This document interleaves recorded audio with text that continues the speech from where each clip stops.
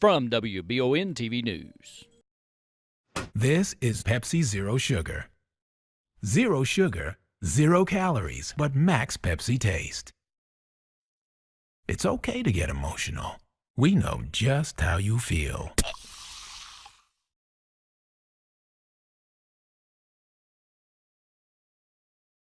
Here in Berea this morning at the Madison County Health Department, the Syringe Exchange Advisory Committee held a meeting ahead of the rollout for the new needle exchange van that will be coming early August.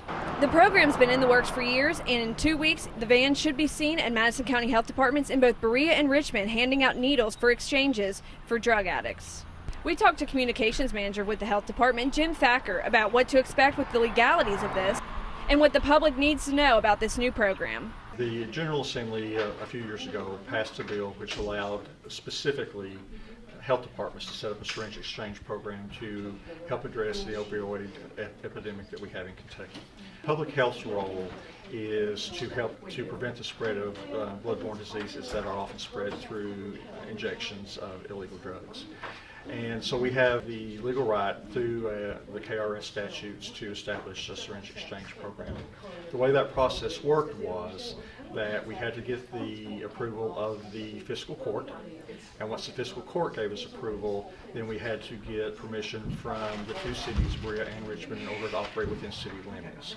So we've been through that process, and having gotten through that process and gotten approval of local government, then we now have the statutory authority to set up the syringe exchange program. As far as any legal ramifications or benefits for the people who are using, it basically is my understanding that by working with local law enforcement and having them involved in this process, and our agreement with them is that our clients will receive an ID card. It doesn't have a name on it, but it has a unique or alphanumerical identifier that will allow them to come to our exchange and to pick up needles and drop off dirty needles. But also when they carry that with them, if they're stopped and they have our needles in their vehicle, if they're stopped by police, they can show them that card, and the officers will see that card and they won't be arrested for having syringes in their possession. However, if they're stopped and they have our syringes and they have illegal drugs or they have other illegal paraphernalia, they will go to jail. Officers can arrest them. It is not a get out of jail free card, and that's something we're very open about to our clients. They can't be involved in any illegal activity on our property.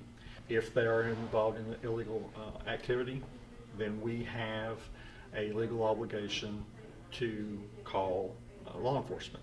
The other thing is that if they come in and they are obviously under the influence of something that would cause a problem with them driving, we have a legal obligation to call law enforcement. So those are things that we're very clear about with the clientele. This is not a negotiation.